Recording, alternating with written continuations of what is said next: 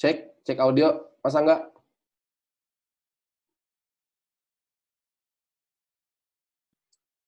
Cek, masuk. Yes, masuk yuk. Oke, Bismillahirrahmanirrahim. Assalamualaikum warahmatullahi wabarakatuh. Selamat siang teman-teman semua.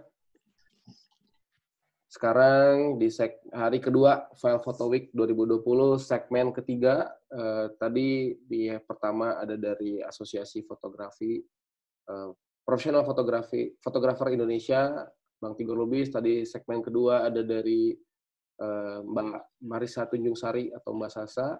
Sekarang di segmen ketiga kita sudah barengan dengan Mas Hangga Putra. Yeay! Ini akan membahas komersil tapi segmennya lain nih, genrenya lain nih komersilnya. Yaitu di poster film, luar biasa karya-karyanya Mas Hangga di perfilman Indonesia.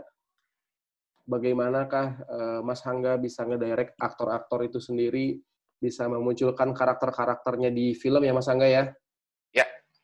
Nah, Mas Hangga juga selain ngerjain poster film, juga mengerjakan banyak foto produk, foto katalog, fashion spread, campaign, dan lain-lain juga Mas Hangga ya? Alhamdulillah. Nah, itu dia. Dengan Mbak Mega ya, sering ya? Yes. Hafalnya mah Mega Iskanti doang ya. Orang Bandung. Iya, bener. Orang Bandung. Gitu. Jadi, ini alhamdulillah Mas Angga sudah hadir bersama kita. Ini sedikit biografi, sedikit kurikulum vitae, biodata dari Mas Hangga Putra Sukmono. Lahir di Bojonegoro 21 September 1928, bukan ya?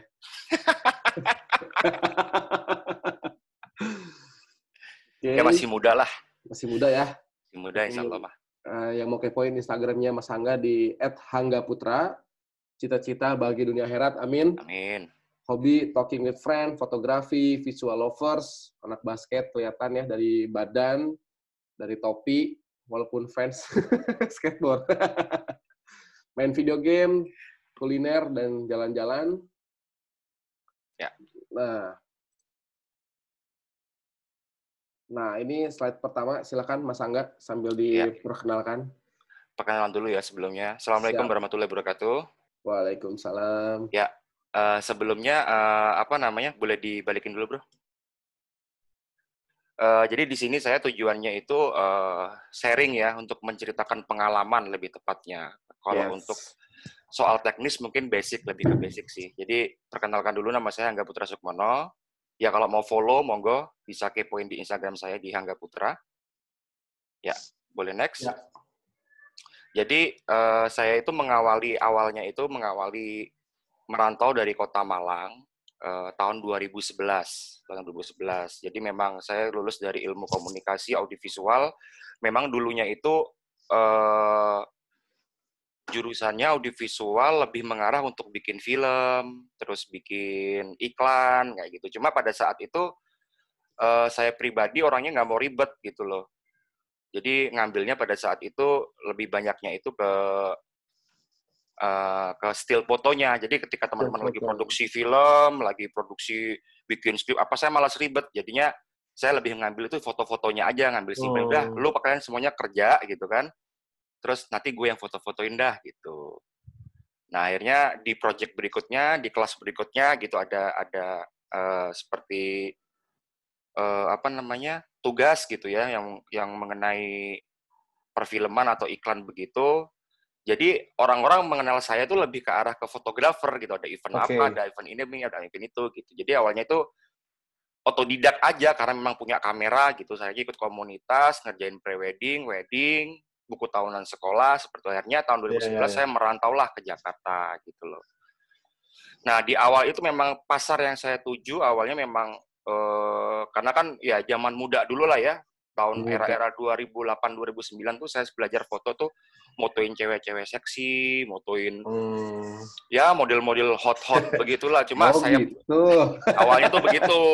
Cuma kan memang saya memang suka di dunia fotografi ini, pengen cari berkahnya gitu loh. Oke. Nah, kebetulan pada saat itu melihat kakak saya itu posisinya berhijab, dia stylish, terus suka foto-foto hijab gitu loh.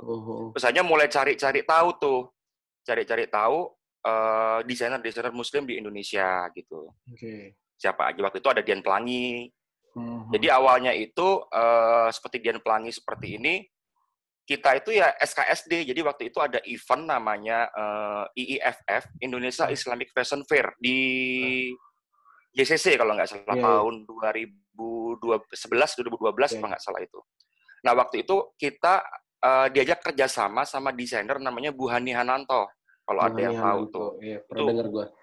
Nah itu Bu Hani Hananto itu posisinya itu nawarin lah ke kita, Mas, kita lagi ada pameran loh, namanya IIFF, Indonesia Islamic Fashion Fair. Mas kalau memang mau, Mas itu bisa loh buka booth gitu, karena di sana semua orang butuh foto tuh. Mas bikin kayak selebaran gitu atau apa kayak yang bisa buat promo, ya flyer seperti itu. Nanti saya bantu Mas promosiin ke teman-teman saya kalau lagi butuh foto. Nah pada saat itu buka booth-nya itu kalau nggak salah saya ditarikin 7,5 juta, pokoknya separuh-separuh. Jadi separuh jualan baju, separuh jualan foto. Paroan ya. Disitulah kita tuh bisa mengenal yang namanya Dian Pelangi, Mekanism, Ria Miranda, Rizky Land, pada tahu semua gitu loh. Oh ini brand-brand gedenya tuh ini. Nah pada saat itu kami menawarkan, ini saya fotografer, kenalkan saya Hangga, saya fotografer, kalau butuh foto-foto bisa hubungi saya, bisa dicoba dulu free, saya bilang begitu. Jadi kita kan dapat kesempatan seperti itu bukan semata-mata uang ya, jadi itu merupakan kesempatan yang sangat luar biasa bagaimana cara kita memanfaatkan momen itu biar kita bisa dikenal dulu aja gitu. Membangun networking ya. Ya, membangun networking seperti itu. Jadi awalnya itu memang kita kayak menuju pasarnya itu udahlah gue fokus pada fashion muslim aja gitu. Karena kan alhamdulillah di Indonesia muslimnya kan terbesar ya gitu loh. Paling tidak kebutuhan untuk fashion pun juga besar. Nah kami melihat peluang itu gimana caranya saya bisa fokus ke arah situ gitu. Jadi awalnya itu, nah di saat itu di event tersebut ketemulah dengan Saskia Adiameka. Ntar dulu. Ketemu sama Saskia Adiameka, saya menawarkan, saya Hangga, saya fotografer, kalau memang butuh foto-foto, bisa di calling Kak. Udah, saya endorse aja, saya bilang begitu. Oke deh, ntar gua calling ya, minta nomor lu dong. Pada saat itu masih zaman BB apa ya? Udah lama banget ya. Udah tahun 2011, 2012 lah, era-era itu. Gue baru kuliah tuh. Oke, jadi awal-awal tuh saya memang menjadi fotografer katalog ya, menjadi fotografer brand muslim. Ya, boleh next. Oke. Nah, jadi pada saat itu udah mulai ketika kita udah ke branding nama kita ya, hanya kesebar tuh ke beberapa desainer-desainer muslim yang lain seperti ada Jenahara, terus ada seperti ya brand-brand online shop lain itu semakin berkembang gitu loh. Jadi saya memang fokusnya itu pada brand desainer muslim di ibu kota. Jadi ketika kita sudah dikenal gitu ya dengan karya kita dan dengan personality kita, akhirnya menurut saya 80% marketing terbaik adalah rekomendasi. Menurut saya pribadi ya. Ya, Instagram penting, Instagram sangat penting. Tapi menurut saya ketika kita memberikan karya yang terbaik pada satu klien gitu ya, akhirnya klien itu puas gitu ya. Akhirnya dari mulut ke mulut gitu loh. Dan saya dari situ belajar bahwa rekomendasi itu adalah marketing terbaik sampai saat ini. Rekomendasi, yes. Ya, menurut saya pribadi gitu loh. Kalau saya sih pribadi nggak ada yang namanya harus, karena saya nggak ngerti ya, sebenarnya penting, cuma saya nggak ngerti yang namanya gimana internet bermarketing online, bagaimana yang baik, bagaimana SEO yang baik, saya nggak ngerti. Saya belajar itu nggak mampu otak saya gitu loh. Akhirnya saya ya udah berpikir bahwa ketika kita bekerja dengan baik, maka kita akan dapat hasil yang terbaik, itu aja sih. Oke. Ya, boleh next. Nah, di samping itu untuk mengisi kekosongan, saya juga jadi set job kontributor majalah.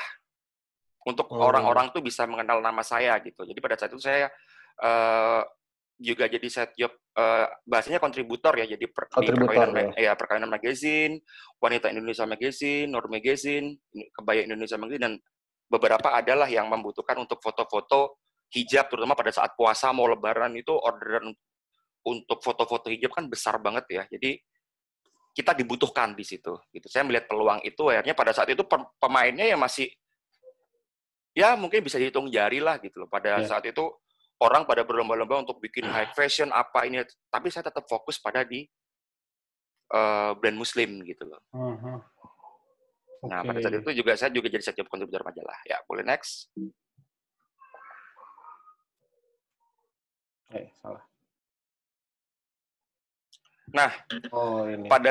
pada saat itu memang saya memang fokus dari dulu gitu, dari awal itu memang Saskia ADMK mempercayakan brandnya pada saya gitu, alhamdulillah. Karena saya berprinsip bahwa wah ini klien potensial gitu loh, hitungannya dia relasinya pun bagus gitu loh. Jadi bagaimana saya tidak semata-mata bekerja dengan dia bukan semata-mata untuk uang gitu loh. Bagaimana saya bisa menjaga kualitas saya, menjaga attitude saya gitu loh. Nah, pada akhirnya itu ya udah kita bersahabat dengan Saskia ADMK dari tahun 2011. Akhirnya dia punya adiknya ini ada si Marsha, dia punya brand namanya ZM. Terus punya adik lagi, dia punya usaha lagi. Jadi sampai sekarang itu Saskia pun punya sekitar 5-6 brand, termasuk Mamahke Jogja. Mamahke Jogja ya? Ya, termasuk Mamahke Jogja itu. Jadi brand fashion dan ada brand kuliner juga. Dan alhamdulillah gitu loh, sampai tahun 2015 itu masih dipercayakan pada saya gitu. Cukup gitu lama berarti ya? Iya, dan alhamdulillah sampai saat ini, sampai tahun 2020, alhamdulillah masih saya jaga gitu loh.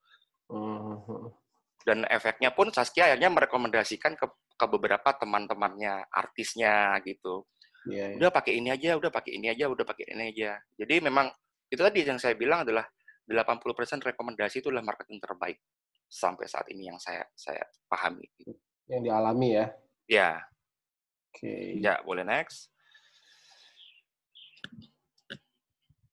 Dan alhamdulillah di tahun 2015 akhir apa ya, pada saat itu nggak ada kepikiran untuk foto poster film atau apa gitu. Tiba-tiba pada saat photoshoot mekanisme atau ZM gitu ya, Mas Hanung nanya dengan bahasa Jawa ya, "Hangga, kowe wani ora moto poster film?" Ya saya jawab, "Kamu berani nggak motoin poster film?" gitu kan. Ya saya jawab, "Ya kalau Mas Hanung kasih kepercayaan kepada saya, insya Allah saya kasih yang terbaik, Mas." Oke, diplomatis sekali jawabannya. Iya, ya wes besok tak calling bilang gitu. Ya udah dari situ kan memang udah lama sama Saskia, akhirnya kenal sama Mas Hanung. Ketika Mas Hanung cari fotografer, ya ingatlah saya gitu loh, yang istilahnya orang terdekat gitu loh. Karena saya juga nggak punya pengalaman untuk moto poster film atau apa gitu, akhirnya dipanggil sama Mas Hanung. Jadi di calling gitu. Calling. Memang awalnya adalah dari istrinya ya? Dari istrinya awalnya gitu loh, awalnya itu. Ya, boleh next. Nah, ini kita 2015 atau 2016 akhir gitu ya, saya lupa. Pokoknya ini film launching 2016 deh kayaknya itu. Jadi saya mengajarkan poster film pertama kali garapan Mas Hanung Bramantyo. Nah, di sini saya kenal dengan orang-orang hebat, Mas. Dengan orang-orang hebat di sini seperti ada Mas Alvin Haris nih. Nah, ini Mas Alvin, ini desainer saya nih. Jadi kalau memang kebetulan ada juga nih Mas Alvin nih. Tuh Mas Alvin tuh, nggak nongol tapi. Ini Mas Alvin nih yang baju biru nih. Ini baju biru yang belah pinggir yang tangannya ke atas tuh. Nah, ya saya kenal sama Mas Alvin di sini. Saya awalnya tuh bingung, gimana ya caranya ngerjain poster film. Saya cuma bisa foto, saya bisa lighting gitu kan. Saya bisa direct gitu. Cuma konsepnya bagaimana, ternyata yang punya konsep semuanya dari Mas Alvin ini gitu loh. Jadi Mas Alvin punya konsep seperti ini, terus akhirnya Mas nanti ekspresinya seperti ini, Mas nanti posenya seperti ini, lightingnya seperti ini. Jadi kreatif director ini Mas Alvin ini mendirect saya bagaimana cara saya nanti menyampaikan kepada cast gitu. Nah, di sini juga ada Mas Hanung. Mas Hanung melihat kualitasnya nanti maunya dibuat apa, ada buat Mas Hanung juga ikut direct di situ sih. Jadi di situ saya juga belajar, oh cara mendirect cast tuh begini loh. Oh cara untuk apa ya? Si artis ini bisa on karakter seperti ini loh. Jadi nggak bisa memerankan apa ya? Jadi diri sendiri itu nggak bisa. Jadi ketika kita photoshoot poster film, jadi bagaimana caranya kita bisa mendirect cast itu biar bisa on karakter. Misal karakternya Matias Mucus, orangnya kalem, tapi di sini disuruh tegas ya. Bagaimana cara kita mendapatkan mengcapture ekspresi setegas mungkin gitu. Oke, berarti memunculkan karakter dia Iya. di cerita ini ya, di film ini ya. Jadi saya lebih banyak komunikasi sama Mas Alvin ini. Oke. Jadi yang punya konsep, yang punya seperti visualnya yang diinginkan seperti apa. Nah, tugas saya nanti memvisualkan secara ini apa namanya secara filenya bagaimana gitu.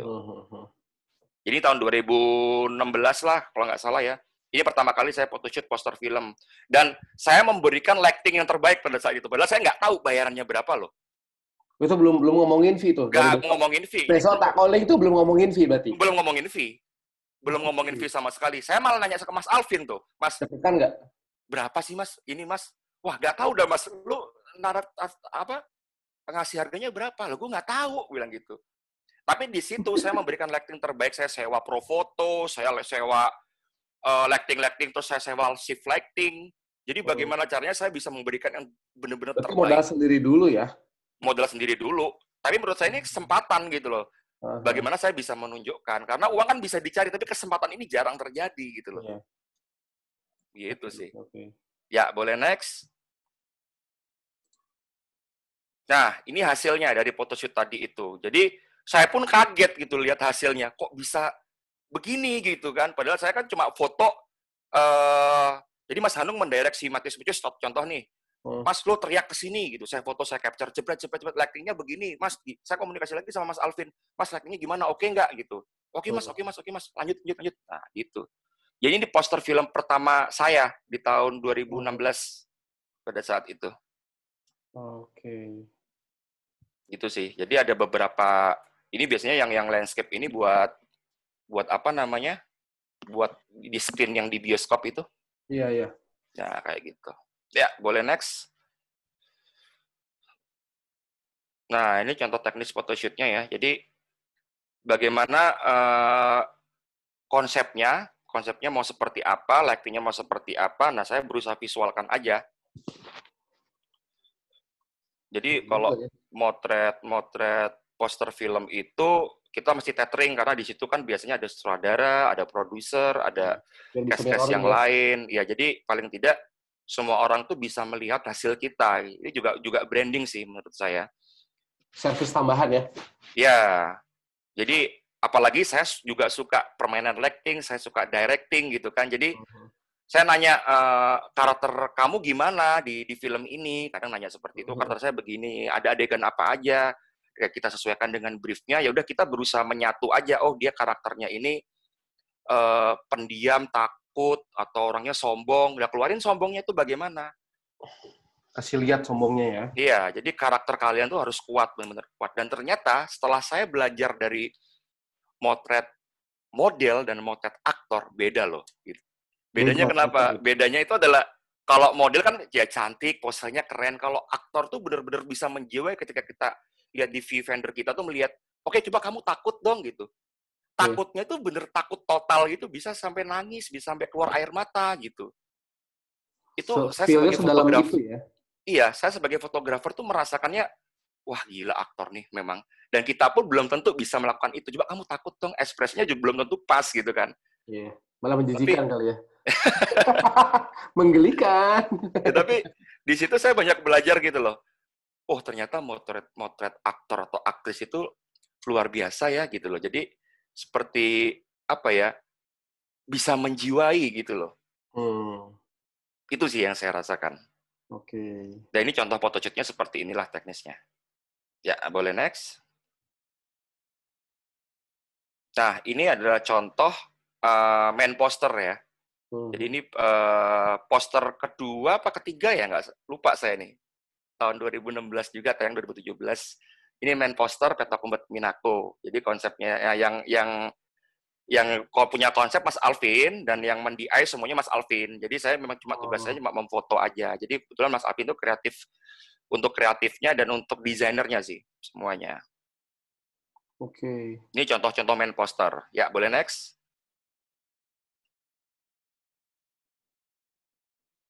Nah, ini untuk contoh teaser poster. Jadi teaser poster itu yang seperti Coming Soon, Seperti kayak orang dikasih lihat dulu bocorannya seperti akan ada film ini loh untuk menarik perhatian aja gitu loh. Yang main Terus cast-nya ini, ini gitu ya. terus ini cast karakter. Jadi poster itu yang saya tahu ada 3, ada teaser, ada main poster, sama poster karakter. Kalau poster karakter menunjukkan siapa aja sih yang main di film ini gitu biasanya.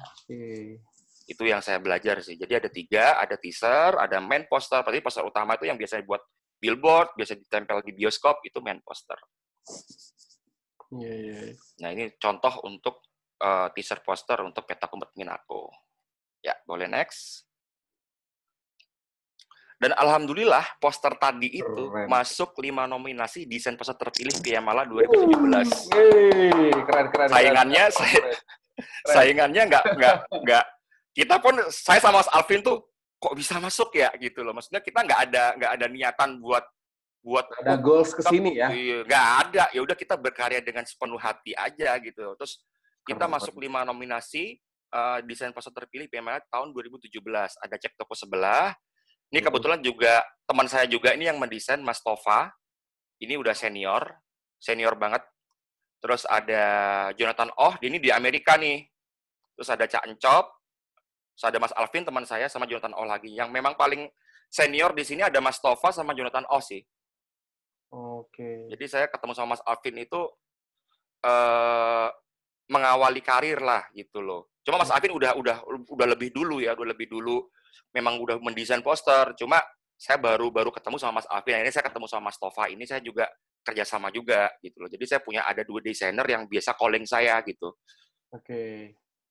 Nah, lagi-lagi dari Petak Umpet Minako ini, setelah kita masuk 5 nominasi desain poster terpilih ini, kita akhirnya cari tahu tuh, siapa sih Mas Tova, siapa sih Jonathan, siapa sih Cak Encop, siapa sih ini gitu. Cari tahu fotografernya siapa, kita berusaha cari tahu. Di situ akhirnya kita berusaha saling mengenal karena kita di satu bidang gitu kan. Dan di sini saya pun nggak berharap menang, masuk 5 nominasi aja udah alhamdulillah keren gitu kan. Karena kan di sini film-filmnya keren-keren tuh, ada Cek Toko Sebelah, ada Kartini, ada Marlina, ada Critical Eleven gitu kan. Saya pun nggak nothing tulus gitu, maksudnya ya udahlah, ini udah sebuah kebanggaan lah masuk 5 nominasi desain poster terpilih pada saat itu. Ya, boleh next. Keren banget ini. Dan alhamdulillah kita menang. Sialan. Alhamdulillah kita menang gitu loh. Ini merendahnya dapat sih. Alhamdulillah kita menang gitu loh. Pada saat itu kita ya datang aja, di sini kita bisa kenal beberapa relasi-relasi ya pada saat acara itu gitu. Saya sama Mas Alvin itu teman saya, Mas Alvin. Jadi alhamdulillah kita awalnya itu nothing tulus aja, nggak berharap apa-apa, dan alhamdulillah kita menjadi Best Movie Poster Piala Maya Award 2017 gitu. Nah, pada saat itu alhamdulillah tuh callingan untuk foto poster alhamdulillah meningkat. Dari menang award ini gitu. Nah, boleh next. Kayaknya kita banyak mengajarkan beberapa poster film lagi gitu. Dan lagi-lagi alhamdulillah di tahun 2018 kita masuk 5 nominasi desain poster terpilih lagi. Saya lagi-lagi dengan Mas Alvin di sini ngerjakan film Love for Sale yang pertama. Di tahun 2018 tuh. Pada saat itu kita udah dari tahun setelah menang Petak Umpet Minako itu alhamdulillah kerjaan semakin lancar, semakin banyak yang tahu juga sama Mas Alvin, sama saya gitu kan, akhirnya kita di-calling. Banyak notifikasi masuk lah ya, BCA ya. Enggak, kalau saya mah di-callingnya sama Mas Alvin. Jadi Mas Alvin yang ngurusin seperti apa namanya? Ngurusin klien atau gimana, saya tinggal di-calling aja, dikasih briefnya seperti apa, udah saya tinggal visualkan foto aja gitu. Memang kata yang lebih indah daripada I love you adalah, Mas, udah ditransfer ya. Itu iya benar. M-transfer berhasil. Iya, transfer berhasil itu paling indah memang. Ya, jadi gitu. Nah, alhamdulillah akhirnya kita lagi-lagi menang di tahun Rendahnya kedua. Rendahnya lagi. Kita juga pada saat itu sebentar, back. Saya sama Mas Alvin ngobrol. Pada saat itu, bro, nih skala kuat banget. Kita kan udah tahun kemarin gitu kan, maksudnya nggak berharap buat menang lah, kalau nggak skala Danur 2 tuh juga kuat tuh. Jadi ya udah pada saat itu kita malah nggak datang. Datangnya akhir-akhir apa yang kalau nggak salah tuh. Nah, terus next. Dan alhamdulillah ini kita dapat untuk desain foto terpilih Piala Maya 2018. Lihat temannya sama Gading Martin. Itu sama saya sama Mas Alvin tuh, berdua. Keren. Itu tahun 2018. Dan alhamdulillah itu kerjaan pun setelah kita menang award itu juga kerjaan callingan ke Mas Alvinnya juga semakin tinggi gitu, alhamdulillah. Ya, boleh next. Dan di tahun 2019 kemarin, alhamdulillah kita lagi-lagi masuk desain foto terpilih Piala Maya 2019. Tapi di sini saingannya lebih berat lagi. Gundala. Karena apa? Ada Gundala. Gundala itu keren banget loh. Gundala. Terus ada 2 garis biru. Itu sih. Kita maksudnya saya ngobrol sama Mas Afin, kalau lu apa Mas? Kalau gua 2 garis biru sih. Kalau saya Gundala. Pada saat itu. Malah nggak ngejagoin poster sendiri ya? Nggak pernah ngejagoin poster sendiri. Karena kita melihat karya orang lain tuh, gila ini keren banget, gila ini keren banget, gitu kan. Jadi kita pada saat itu ya, kita nggak pernah berharap lah hitungannya itu. Jadi ya udah kita berkarya dengan baik aja, dan hasilnya boleh next. Nah, ini nih. Dan alhamdulillah kita hat-trick. Kita hat-trick gitu kan. Jadi kita masuk desain poster terpilih Piala Maya 2017, 2018, 2019. Ini mulai rate harga naik nggak di sini nih? Wah, saya nggak tahu dah. Itu saya karena kan saya di-calling sama Mas Alvin tuh, jadi saya dibayar cuma sesuai dengan callingan aja. Iya. Sebenarnya sama aja sih, cuma karena saya senang di dunia movie ya, di dunia film, saya suka yang namanya directing, suka mengenai lighting, suka ngobrol sama orang, tuh suka banget. Ya, mungkin ini salah satu ini ya, mungkin hasil penilaian dari sebuah karya mungkin yang selama ini dikerjain, akhirnya menang award itu kayak, gimana ya rasanya gitu. Gue aja liatnya seneng gitu loh. Wah ini keren, ini keren. Ternyata dapat award. Ya mungkin Mas Angga yang merasakan sendiri ini. Ya alhamdulillah. Jadi kita pun semakin dikenal juga, ini siapa sih yang ngajain, siapa sih yang moto gitu kan. Akhirnya ada marketing atau branding tersendiri lah di situ gitu loh. Nah itu istilahnya cerita-cerita apa ya yang bisa kita ambil lah, maksudnya ya ketika kita mengerjakan dari hati, insya Allah hasilnya pun akan sampai pada hati. Itu sih prinsipnya.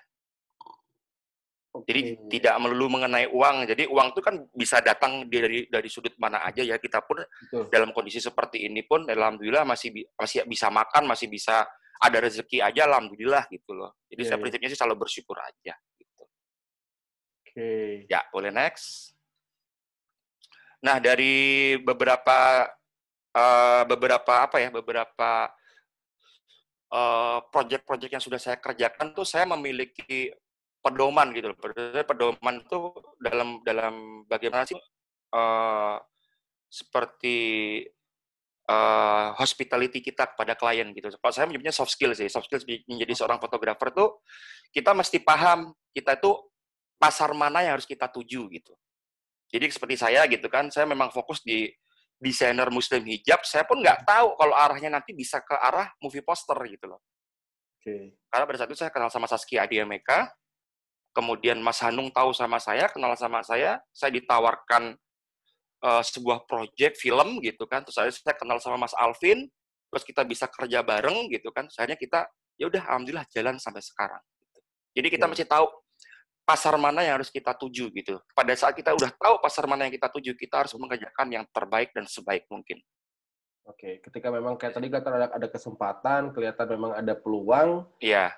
Do your best ya. Iya, jangan melulu soal uang ya ketika ada kesempatan. Jangan melulu soal uang. Itu nanti ya. Itu nanti aja ketika ada kesempatan baik. Jangan berpikir, wah ini duitnya bagus nih. Jangan pernah berpikir seperti itu. Tapi ketika ada kesempatan bagus, ada orang yang penting calling, kita kerjakan yang terbaik, kita tunjukkan bahwa kita fotografer yang hebat, kita bawa personality kita yang hebat. Itu sih. Nah, ini juga penting, pada saat kita di calling sama klien, kalau bisa datang tepat waktu, kalau bisa sebelum jamnya. Misalnya kita di calling jam 2, ya 1:30 udah datang, karena kita bisa melakukan preparation apapun kan. Iya, iya, iya. Jadi paling tidak menjadi seorang fotografer itu menurut saya pribadi, datang tepat waktu atau sebelum jam calling-an itu penting banget. Oke. Itu juga saya terapkan sih. Ya, boleh next. Nah, ini juga penting. Jadi ketika ada di suatu pemotretan gitu, siapapun orang di situ, saya lagi-lagi belajar dari dunia film juga sih. Kenapa? Karena saya melihat artis, melihat aktor gitu ya, ketika mereka eh, datang ke sebuah lokasi photoshoot, mereka ketika ada orang di dalam sebuah ruangan itu disalamin sama dia, halo, halo, halo, halo, halo, halo, seperti itu. Jadi menurut saya itu, wah gila, aktor artis aja bisa melakukan keramah tamahan seperti itu loh, gitu loh. Saya banyak Hospitality-nya nggak ini ya? ya, Ya. jadi keramah tamahan dia itu kepada semua orang yang di situ, mau dia kru apapun, mau ini apapun. Jadi menurut saya seperti hal yang wow gitu loh, keren banget gitu loh. Iya, Jadi iya. saya akhirnya belajar ketika saya datang ke lokasi photoshoot atau apa, saya belum kenal sama kliennya, di situ ada makeup artist, di situ ada stylist, ada model, ada orang tuanya siapa kek, atau mohon maaf ada drivernya, ada penjaga studionya. Perkenalkan diri kita. Datang, halo, hai, halo mas, salam, kalau kita belum kenal, halo Hangga, halo Hangga. Memperkenalkan bahwa diri kita itulah fotografernya gitu.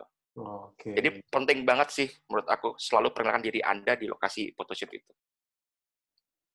Ya, boleh next.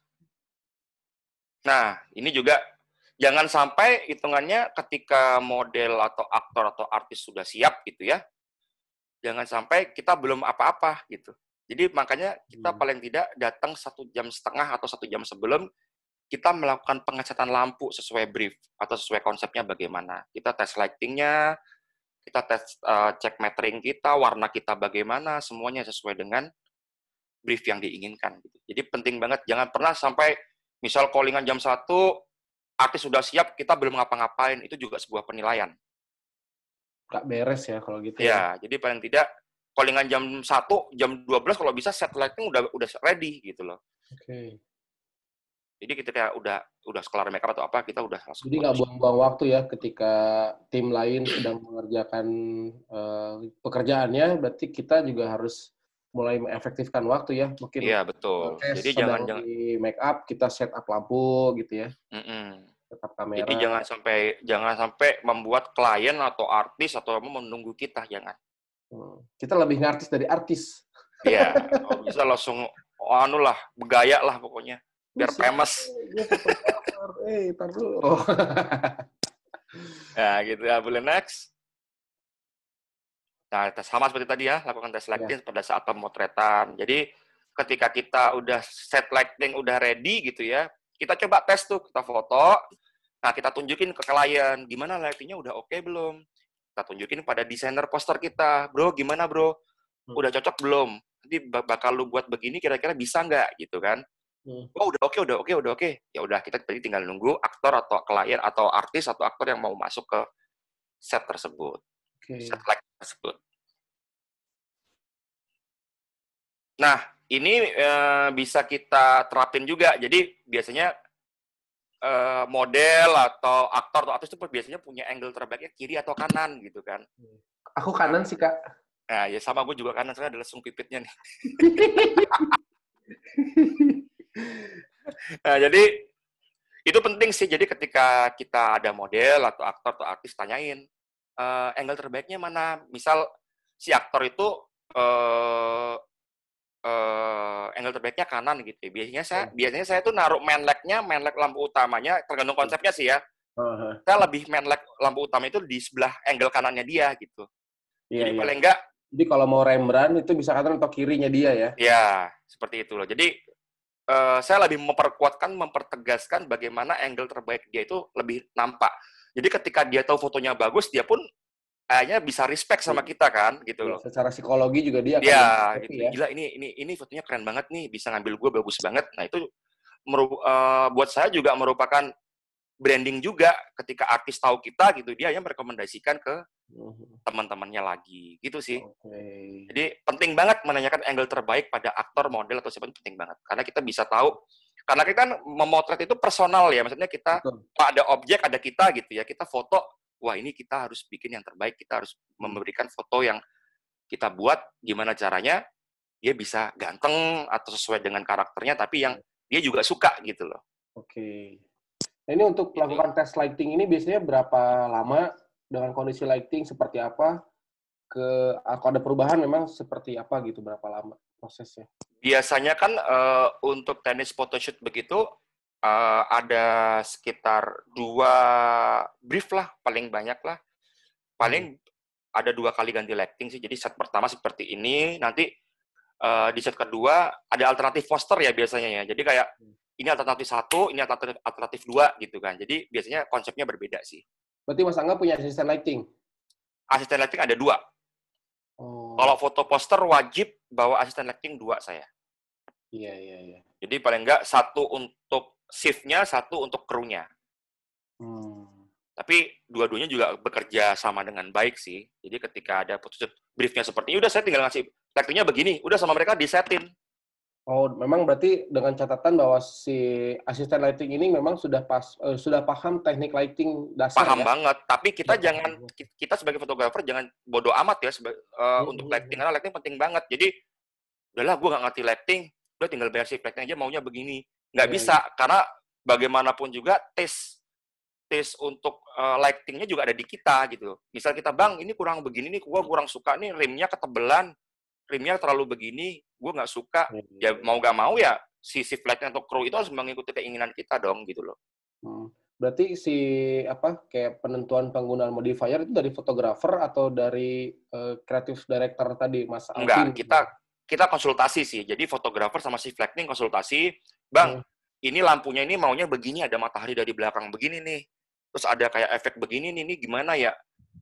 Kalau pakai beauty disk kira-kira gimana? Oh, jangan pakai pakai strip light aja, ntar dikasih gel gitu. Kadang ada beberapa, tapi kan begini. Kita tadi sebelumnya kita ngobrolnya malamnya gitu, atau Iya, iya. WhatsApp-an Sebelum gitu. ini ya. Jadi kita mempersiapkan beberapa amunisi yang dibutuhkan sih. Oke. Gitu. Ya, ya, ya. Paham, paham, paham. Teman-teman kalau mau yang nanya silahkan ya. Ya, terus satu lagi, jadi seorang fotografer menurut saya jangan pernah berkata jelek. Contoh, jelek. Contoh, foto. Oke, nice, good. Oke, keren, bagus. Jangan gitu jelek. Jangan pernah berkata seperti itu. Oh, jangan mengintimidasi si objek berarti ya? Ya, jangan. Jadi selalu apa ya? Istilah emosinya atau psikologis itu dinaikkan moodnya. Jadi nice, bagus, oke. Nah, nah, ketika posisinya memang tidak sesuai dengan harapan kita coba terus, coba kasih pengertian, coba kamu hadapnya agak kesini sedikit. Nah, naik, nah, bagus seperti itu. Kita mesti naikkan mood, jangan pernah berkata jelek. Oke, Jadi berarti kalau kita, langsung kalau ketika ada pose atau ada set yang tidak sesuai, langsung diarahkan saja ya? ya mungkin kita punya referensi foto, coba kamu bisa nggak karakter kamu seperti ini dimunculin seperti ini, contoh visualnya gitu loh. Jadi kayak contohnya kayak model gitu ya. Ya. Enggak, itu udah bagus, cuma lebih bagus lagi kayaknya lu bakal kayak gini deh gitu. Jadi tetap ngomongnya masih tetap sopan gitu. Jangan yang nggak gitu jelek, jangan gitu, itu makeupnya detail banget. Nah, jangan pernah berkata seperti itu gitu. Jadi kadang saya beberapa itu ada juga yang ngomong terlalu frontal gitu ya. Itu Iya. masing-masing orang sih ya. Cuma kalau saya pribadi, Jangan saya sampai paling anti begitu sih ya? berkata jelek gitu. Iya, iya, iya, oke. Itu sih. Jadi jangan sampai kita berkata jelek. Nah, ini juga penting. Kita menjadi diri sendiri atau idealis boleh aja ya. Tapi kalau bisa ikuti tren yang ada seperti apa sampai sekarang itu. Iya, iya. Terus perbanyak referensi juga agar kita nggak mati gaya. Jadi kita kalau kadang saya melihat beberapa guru-guru saya atau fotografer-fotografer yang ngajarin saya, dia tetap bertahan dengan idealisnya gitu loh. Sampai pada akhirnya saya kan menjatuhkan profesi atau menjatuhkan hidup saya itu pada fotografi gitu kan. Saya nggak mau nanti di usia 30, 35, atau 40 tahun gitu kan, saya udah nggak motret lagi. Karena saya melakukan hal ini, saya senang gitu loh. Iya, iya. Nah, saya melihatnya itu ketika dia bertahan dengan idealisnya, tidak mengikuti perkembangan zaman, ya udah dia pun tenggelam gitu loh. Beberapa kali pun kita sharing gitu ya, akhirnya pun dia sekarang udah tenggelam gitu loh. Padahal dulu dia sangat terkenal banget, fotonya pun saya belajar sama dia pada saat itu gitu loh. Jadi kalau bisa, saya juga memberikan prinsip pada karir saya itu, jadi memperbanyak referensi aja. Sekarang seperti apa sih? Oh, kalau karya gue seperti ini masih bisa diterima nggak sih ya? Gitu loh. Itu penting Iya. banget sih. Jadi Ya, memang perbanyak referensi itu penting ya saat penting. saat sedang Penting banget. senggang lagi kayak gini, apalagi kita Mm. memperkaya pengetahuan visual kita ya. Ya, tapi tetap memiliki pembeda diri ya kalau bisa ya. Kalau saya kan Ada mempertahankan kan pembeda. Ya. natural aja gitu, fresh natural lah yang saya angkat itu kan untuk foto-foto saya itu. Tapi sekarang itu yang yang lagi tren gimana sih? Oh seperti ini. Coba saya gabungkan tuh. Saya belajar. Sekarang lagi musim preset itulah yang agak Ya. film looks gitu. Cinematic, Ketika saya cinematic preset. saya padukan saya formulakan dengan tes saya, Cocok. apakah cocok, apakah bisa dipasarkan, apakah bisa dijual gitu kan. Saya nanya tuh ke beberapa teman-teman saya atau stylist gitu. Kalau foto gue tambahin gini, menurut lu masuk nggak gitu? Jangan mas seperti biasanya aja. Jangan mas Oke. gini aja, jangan gini. Saya selalu tanya gitu loh. Jadi perkembangan zaman itu kalau bisa kita tren 2020 seperti 2021 seperti apa, kita harus tetap ikut belajar gitu biar kita bisa update juga. Jangan pernah beridealis seperti ini aja dan jangan lelah belajar intinya itu. Oke. Ya, boleh next. Nah, ini penting banget. Kalau buat saya pribadi sangat penting banget. Karena saya belajar basic lighting dari foto beauty.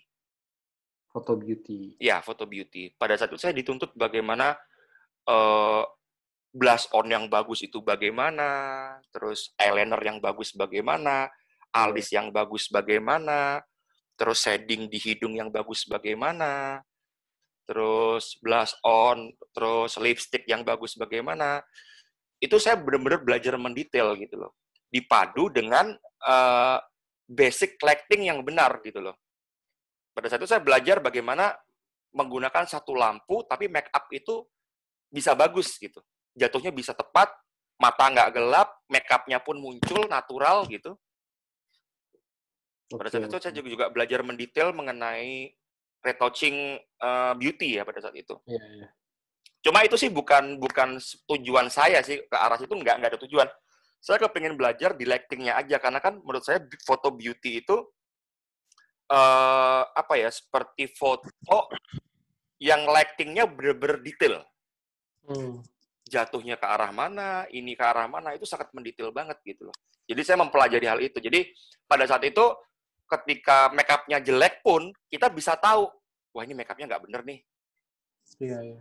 Kita bisa komunikasi ke make up artist, bisa nggak ini lu agak dialusin dikit, bisa nggak lipstiknya lu merahin dikit, bisa nggak apa namanya alisnya ini jangan lu ketebelan, kalau bisa ada gradasi gitu kan. Ya. Jadi di situ ini shadingnya ketebelan nih, lu bikin gradasi dikit deh biar agak natural. Ini blush on-nya kemerahan nih, bisa nggak agak lu pitchin dikit. Nah gitu udah bahasa-bahasa cewek itu udah mulai kita mesti pelajari juga. Kenapa? Karena akhirnya ketika kita memotret objek gitu ya dengan make up yang kurang baik gitu, kita bisa tahu.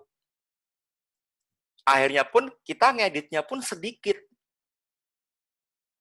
Nggak banyak, post pro-nya nggak terlalu banyak Nggak juga terlalu ya. banyak. Walaupun ada retoucher ya yang bisa Iya, iya. kita bayar gitu ya. Tapi kepuasannya beda sih ketika kita udah memotret, udah hasilnya 80% udah jadi gitu. Iya, iya. Oke. Gitu Oke. sih. Jadi kalau menurut saya fotografer harus memahami make up. Untuk memotret objek ya menurut saya wajib. Hmm. Objek manusia ya wajib. Iya, iya. Oke. Oke. Nah ketika ya ini. Karena ketika kita udah tahu foto kita udah sehat gitu ya, Iya. natural gitu ya. Jadi menurut saya mau diapain aja, mau diarahin kemanapun, menurut saya udah bisa. Mau kemana, mau kemana, mau kemana itu bisa gitu loh. Jadi menurut saya menciptakan foto yang sehat atau natural itu tidak mudah loh. Betul, betul. Tidak mudah. Bikin foto natural itu gampang, tapi susah. Senatural mungkin. Jangan, kalau saya berprinsip, gampang ntar bisa di-adjusting, gampang ntar bisa diedit. Enggak, saya nggak mau. Bagaimana caranya lighting itu atau make up harus benar-benar bisa benar-benar natural dan sehat. Jadi ketika nanti kita serahkan pada editor gitu ya, jadi dia enak mau arahnya mau kemana, sesuai briefnya bagaimana gitu. Jangan pernah ngentengin lah, kalau gampang ntar bisa diedit, ntar gampang bisa diedit. Iya. Gitu sih. Oke. Ya, next. jangan memotret tanpa konsep. Jadi nggak bisa memotret tanpa konsep. Jadi kalau bisa harus mesti ada konsepnya apa, kita foto gitu. Jadi jangan asal jelas ya. Ini cakep nih, photoshoot yuk gitu kan. Ntar ini untuk PDKT, untuk apalah, janganlah seperti itu. Kalau bisa no comment gue. Jadi kalau bisa ada konsepnya lah, jangan foto-foto yang asal seksi aja gitu, janganlah. Iya, seksinya harus berkelas ya. Iya. Next. Oke. Nah, ini penting juga. Kadang fotografer tuh kalau udah ngedit, kalau udah dihubungin klien, susah dihubungi kan? Iya. Jadi kalau bisa, jadi fotografer yang mudah dihubungi. Karena beberapa videografer gitu ya, yang kerja sama-sama saya gitu ya, ada beberapa yang, bro editannya gimana nih? Klien udah minta, balasnya 3 hari lagi. Bro ini gimana? Balasnya besoknya. Mas ini gimana? Akhirnya saya pernah melakukan hal itu di awal-awal ya, ketika, waduh ini editan belum kelar, klien udah minta, gimana nggak gue balas dulu lah, tunggu kelar dulu baru gue balas. Ternyata akhirnya apa? Kita kehilangan kedua-duanya. Pelunasan kita hilang, klien kita hilang. Nah, bagaimana caranya kita bisa merawat klien itu dengan baik? Salah satunya adalah mudah dihubungi. Nah, caranya kita bagaimana? Kita masih nambah editor kayak atau apa? Yang penting kita baik depan klien gitu. Jadi ketika posisinya udah editan udah harus tanggal sekian sudah jadi, ya kalau bisa sebelumnya gitu. Jadi itu kan merupakan selain hospitality yang saya jelaskan tadi, itu adalah bentuk responsibility kita. Tanggung jawab terhadap pekerjaan, tanggung jawab terhadap hasil kita, tanggung jawab terhadap apapun. Itu penting banget. Oke. Jadi kalau bisa mudah dihubungi. Jadi service kita selain kita memiliki hospitality yang baik, kita memiliki responsibility yang baik, kita juga mudah dihubungi. Itu penting banget. Nah, ini benar sama gua aja bukan klien Mas Angga, mudah dihubungi Mas Angga. Siap. Jangan pernah takut lah itu ya. Nah, ini juga penting banget. Nah, ketika kita photoshoot, kita kan ketemu model, ketemu stylist, ketemu klien, makeup artist, stylist. Wih, cantik nih, jomblo nih. Kayaknya enak nih dipacarin nih, gitu. Kayaknya enak nih. Kayaknya ini nih. Nah, jangan pernah lakukan hal itu di ring kita. Jangan pernah. Kenapa? Kecuali beda lagi kalau kita istilahnya masih bujang, gitu ya. Kita naksir beneran, kita bener-bener mau niat ingin menikah atau gimana, nggak ada masalah. Tapi kalau kita udah maksudnya model, cantik nih, kita pacarin lah, kita PDKT-in lah, kita genit-genitin dia ada stylist cakep nih, kita pengen kenalan minta nomor HP-nya, kita goda-godain. Kenapa? Saya bilang gitu, karena rata-rata ketika mereka udah jadian gitu ya, terus buat main-main doang, ketika mereka putus, pekerjaan itu pun putus. Iya. Walaupun nggak semua ya, tapi beberapa lebih dari 50% pasti seperti itu yang saya alami. Jangan jadi bucin ya intinya ya. Nah, itu dia. Jadi misal klien ada makeup artist yang tadinya kerja sama bareng gitu kan. Terus dipacarin cuma buat main-main doang gitu. Terus akhirnya putus. Terus akhirnya ketika udah pindah ke makeup artist lain hasilnya beda. Iya. Terus akhirnya nyebar, ini kurang ajar banget.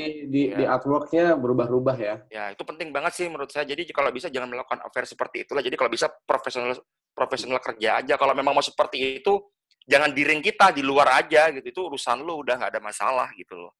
Oke, baik. Gitu sih.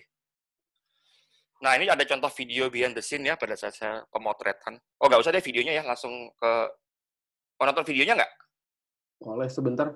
Waktu kita 10 menitan lagi. Ya, langsung ke sini aja kali ya. Oke. Nah, tadi itu seperti ada main light ya, seperti light-nya. Ya, jadi kita juga harus tahu tuh lighting seperti apa gitu kan. Kayak ini contohnya main light saya belajar di Photo Beauty biasanya dapat dari Okta seperti ini hasilnya yang saya bulat-bulatin itulah. Iya, highlight-nya jatuhnya masih tepat. Ya, boleh next. Nah, ini ada fill in biasanya untuk menambah atau meredam shadow yang kurang dan terlalu pekat lah. Biasanya untuk di bawah bola mata seperti ini biasanya gelap karena ada main light yang terlalu ke atas. Hanya bola mata yang di bawah bulu mata gelap. Nah, itu manfaatnya fill in buat menerangin itu. Tipis aja. Next. Oke. Ini lighting pakai Bronco atau Profoton nih, Mas? Ini pakai Bronco. Bronco ya? Bronco. Punya berapa titik, Mas Angga, Bronco? Nggak punya. Itu sewa. Nggak harus punya ya zaman sekarang ya. Itu punya Bayu Muharram. Dewa berapa Mas Bronco Mas? Di Kiabin itu 3 titik 2 juta. 3.2 Udah juta. sama studionya, udah sama studionya. Oh, udah mau studio. Oke. Ini dari LED ya, biasanya dihasilkan bisa dari strip LED yang mesti saya bulutin itu. Iya, Ya, oke. boleh next. Teknis ya teman-teman. Nah ya, terus biasanya ada backlight seperti ini buat nerangin background-nya, bisa kita tembak lampu ke arah background-nya seperti itu. Nah, standar lah inilah. Tapi kita masih paham nih. Nah, dari basic lighting ini tadi, next. Alhamdulillah, saya bisa menghasilkan karya seperti ini. Luar biasa. Dari basic itu tadi. Jadi, basic yang saya pelajarin dari beauty itu tadi, bisa menghasilkan karya kurang lebih seperti inilah, gitu loh. Iya. Ini beberapa karya-karya saya di tahun 2000, saya sama Mas Alvin ya, di tahun 2016 sampai 22 menit lu juga 2019. bikin ya? Siapa? 22 menit? Iya, kita yang bikin tuh. Oke. Keren. Ya. Next. Dan alhamdulillah, intinya teman-teman, berkarya itu menurut saya sama dengan berproses. Jadi kita nggak bisa tuh yang itu hanya kita baru belajar setahun, terus hanya kita bisa jadi taste-nya keren gitu. Seorang pelukis saja kan nggak mungkin baru belajar langsung cuk langsung Mona Lisa, kan nggak mungkin gitu kan. Dia butuh waktu beberapa tahun gitu kan untuk berproses gitu loh. Begitupun saya gitu kan, dari tahun 2008 belajar foto, 2009 mulai konsen gitu kan, 2011 saya merantau, ada prosesnya semuanya gitu loh. Dan saya baru dibukakan jalan di movie poster gitu kan, diberikan inayah ya, dibukakan jalannya itu. Masya Allah. Mantap. Di tahun 2015-2016. Sebenarnya saya dikenalkan sama Mas Alvin, beberapa teman-teman desainer yang lain gitu, untuk mengerjakan beberapa proses. Ya, next. Ya, boleh sesi tanya. Ini ada pertanyaan dari Mas Febri. Mas Febri, halo, dengan siapa di mana? Wah, ini teman gua nih. Tanya WhatsApp aja, Feb. Silakan Mas Febri, mau ditanyakan. Kalau di WhatsApp kan nanyanya beda. Oke. Siap, bro. Kita mau tanya nih. Ya, kalau misalkan sebelum produksi itu kan pasti ada beberapa tahapan ya. Di balik semua bikin poster-poster itu sebenarnya ngapain aja sih gitu kan. Apalagi misalkan dulu pas sebelum pertama kali lah belum ketemu dengan Mas Alvin mungkin ya. Sekarang kan banyak bekerja bersama tuh. Nah itu alhamdulillah. Apa sih gitu? Apalagi kalau dibilang tadi kan masih buta gitu ya dalam artian. Nah itu harus ngapainnya itu apa aja sama istilahnya hingga akhirnya bisa menghasilkan karya yang begitu menakjubkan gitu kan dengan tim yang memang keren banget. Nah di sini balik lagi walaupun misalkan timnya kayak tadi cuman ada 2 misalkan yang ngurusin itu, nah itu pasti kan ngaturnya itu seperti apa tuh di dalamnya. Oke. Langsung dijawab atau langsung aja. 5 menit. Jadi gue pribadi kalau memang gue lagi sepi atau lagi nggak ada kerjaan, gue itu kan demen nongkrong. Jadi menurut gue the power of nongkrong itu adalah kekuatan yang sangat luar biasa sih. Jadi ketika kita nongkrong, kita bisa kenal sama orang ini, kita bisa kenal sama editor ini, tapi tetap ada tujuannya ya nongkrong ya. Kita bisa kenal sama ini gitu kan. Nah, memulai itu pun saya pastinya dari nongkrong gitu. Ya kita bisa kenal sama editor ini. Oh, gue kalau lagi butuh ini, gue bisa ke sini. Oh, gue kalau lagi butuh dia, gue bisa ke dia nih untuk retouching atau untuk buat cropping kayak atau buat desain kayak gitu loh. Jadi kalau bisa perluaslah relasi kita sebenarnya. Jadi ketika kita klien membutuhkan apa kepada kita gitu ya, bisa nggak Mas begini? Kita jawabnya bisa karena kita punya beberapa kenalan teman-temannya gitu loh, teman-teman kita gitu loh. Nah, untuk membangun tim dari movie poster tadi itu sebelumnya saya udah punya beberapa shift lighting yang bisa kerja sama saya gitu. Jadi awalnya saya kenal sama editor. Dia in-house sama saya. Bro, lu ada kenalan shift lighting nggak? Ada nih, Mas. Namanya ini.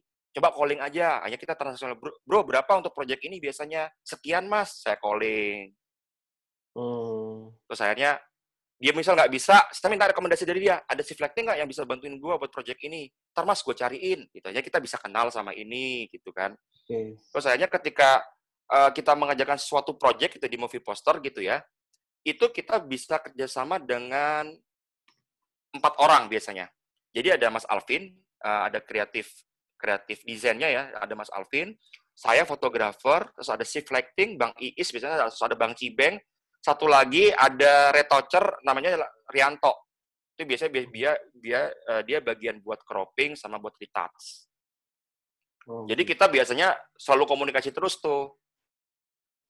Berarti memang ketika pekerjaan ini sedang tidak terlalu padat ya, berarti Mas Angga dalam arti meluangkan waktu untuk networking ya? Iya, silaturahmi, nongkrong sama teman-teman. Nongkrong sama teman-teman. Jadi nongkrong itu pun paling tidak ada tujuannya gitu. Paling tidak, oh gue lagi ajak nongkrong ini dong, gue pengen ngobrol sama dia. Ajak nongkrong ini, terakhir tuh saya nongkrong sama teman saya tuh, gue pengen kenal sama ini nih. Bro, lu kenal sama dia, ajak nongkrong dong kapan-kapan, gue pengen ngobrol gitu kan. Yaudah, dari situ kita sharing aja, ngopi, ngerokok gitu kan, kita ngobrol aja. Tukar-tukar ilmu, tukar-tukar pengalaman gitu. Menurut itu input juga buat kita gitu. Hanya kita bisa kenal. Kita maksudnya di Instagram pun sering sapa, kita sering like karyanya. Gitu sih yang biasa saya lakukan. Oke. Gimana Bro Febri? Gimana Bro Febri? Nah itu kan udah tuh ya. Nah itu kan udah dilakukan gitu ya. Istilahnya setelah itu tahapan yang lebih rincinya ketika udah mendapatkan klien tuh biasanya apa sih sebelum bikin movie poster itu?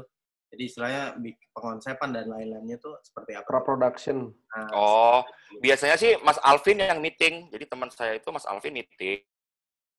Biasa di calling, Mas saya ada film baru nih.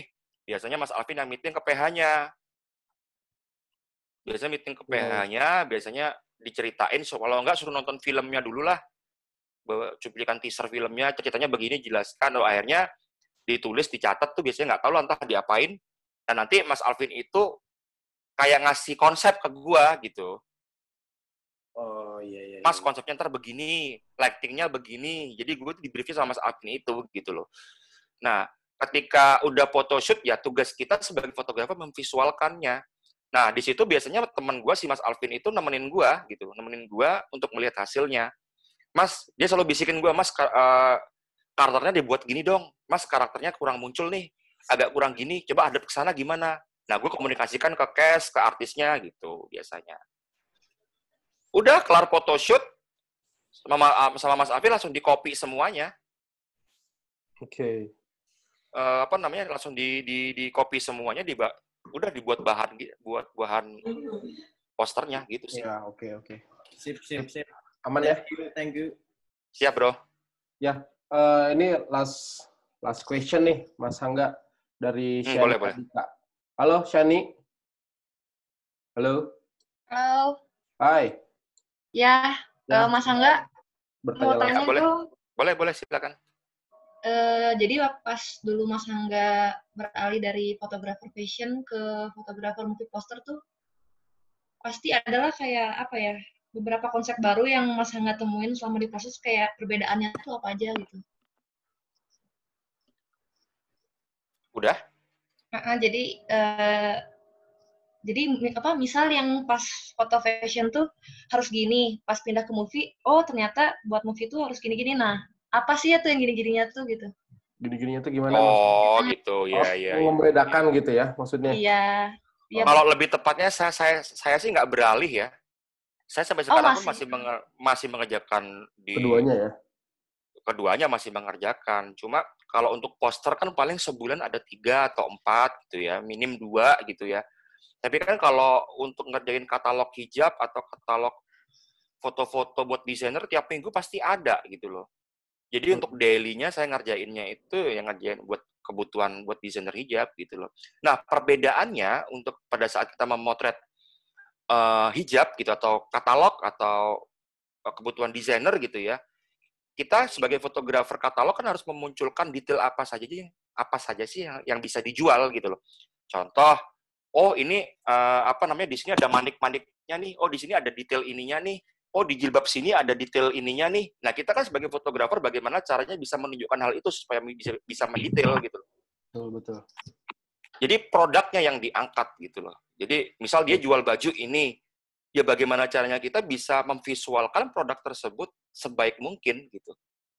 Iya. Itu perbedaannya sih. Nah, ketika kita memotret movie poster, misal siapa artisnya, Wulan Guritno misalkan ya, dia karakternya santai, slow gitu kan, tapi di karakter film ini dia disuruh untuk jadi karakter yang antagonis, yang kejam.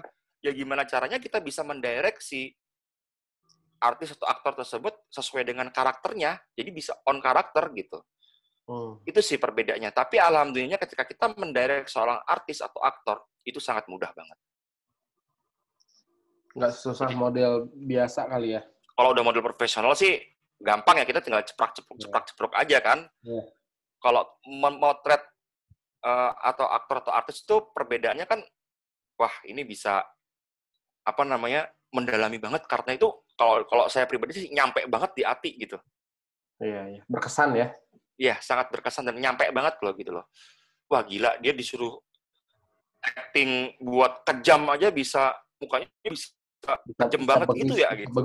Bisa bengis ya. Iya, itu yang saya rasain perbedaannya. Jadi kalau di hijab, kalau di katalog kita harus bagaimana kita bisa memvisualkan produknya sebaik mungkin, tapi kalau di movie poster, gimana caranya kita bisa mendirect cast-nya atau artis atau aktornya itu dengan karakter di film tersebut. Oke, gitu.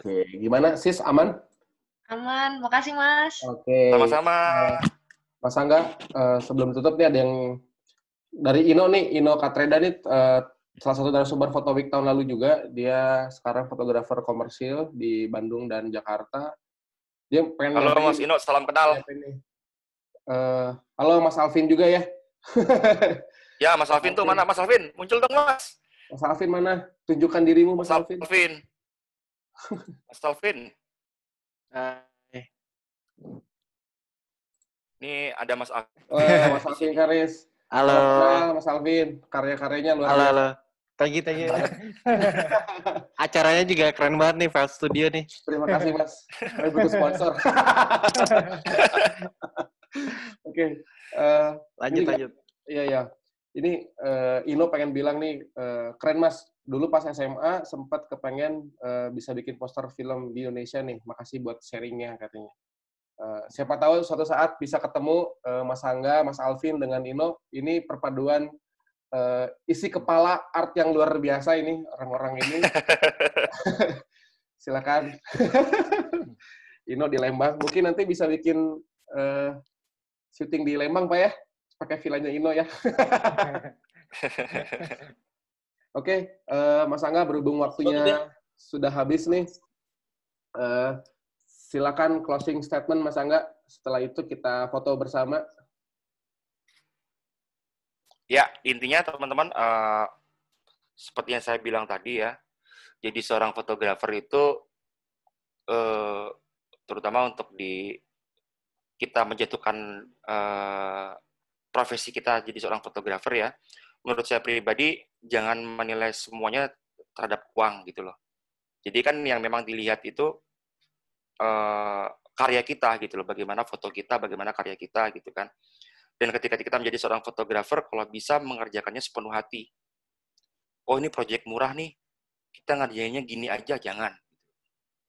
Karena apapun yang dikerjakan dari hati, itu pasti akan sampai pada hati. Itu sih.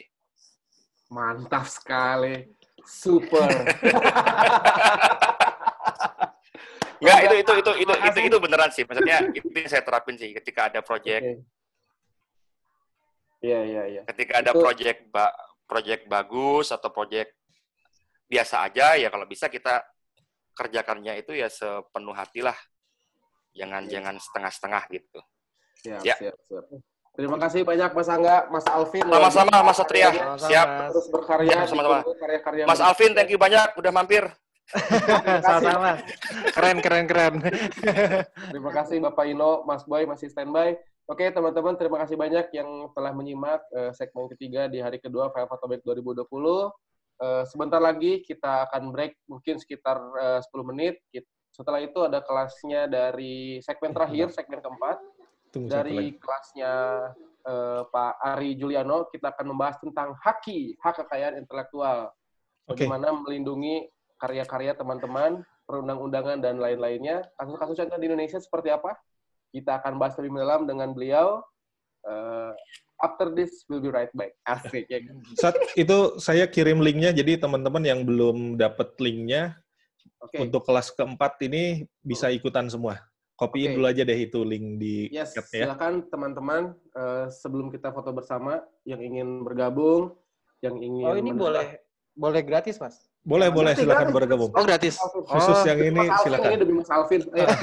Ingat-ingat kita aja kalau perlu movie poster ya. Barangkali Mas Hitungannya Angga halus. Beres. overjob. Udah Mas Angga Boleh. Ini teman-teman saya hebat-hebat semua di sini, Mas. Oke, Silakan. kita foto dulu sebentar Thank you, ya. Mas. Kita foto kelas dulu. Gio, mana Gio? Lu masih tiduran gak, Ji? Jiwo, Iqbal. ada Jiwo ya? Ada. Mana? Orang nongol. Jiwo tadi. Ngatiin semua itu Kang Jiwo. Ada Dani Oh, juga ngapain? nih, Dani. Jiwo. Oh iya, ada Dani. Jangan Jiwo tidur lagi. Mana Jiwo nih? Ketiduran kali. Nah, ayo Kasih teman-teman makan boleh ikan. dimunculkan. Boleh dimunculkan videonya. Oh, Oke. ada Tenisa Sabian juga. Yang kemarin salah pilih lagu ya katanya ya. Salah pilih lagu. Oke, siap, Pak ready. Dani, ayo munculin boleh. Pak Dani Dari mana nih? Ini Raja Iqbal. Wedding Bandung nih, Danina ini. Jiwo. Ayo dimunculkan videonya. Oke. Sip ya? Hai. Sip, 3, 2. Sekali lagi, 3, 2. Oke, saya kirim di chat box. Oke, sudah di-copy linknya teman-teman. Kita akan pindah kelas. Akan menyimak sebentar lagi mengenai haki. Aki-aki. Om Tigor, masalah. Udah nggak ada. Oke, pindah room kita ya. Pindah room, ya. Kita Kita sign out bergabung dulu. semuanya. Oke. Yuk. Pak Hangga, thank you banget ya Pak Hangga. Sama-sama. Thank you, Pak Hangga, Mas Alvin. Mas Alvin, terima kasih sudah bisa kenal nih, alhamdulillah nih ya. Alhamdulillah. Tambah lagi Semoga nanti kemungkinan. bisa ketemu ya setelah COVID ya. Ya. Ini pada join lagi kan di kelas? yang Join lagi. Join Mas lagi. Angga ikut nggak, Mas? Ikut, bro. Ayo. Thank you, Mas. Oke, kita Ya. end dulu meeting room yang ini. Siap. Bang Boy. Oi. Apa? Lapar lu, Bang Boy. Hah? Nggak lapar. Enggak lah. Kan puasa. Biasanya makan kikil sama paru jam segini. Udah pindah-pindah. Ya.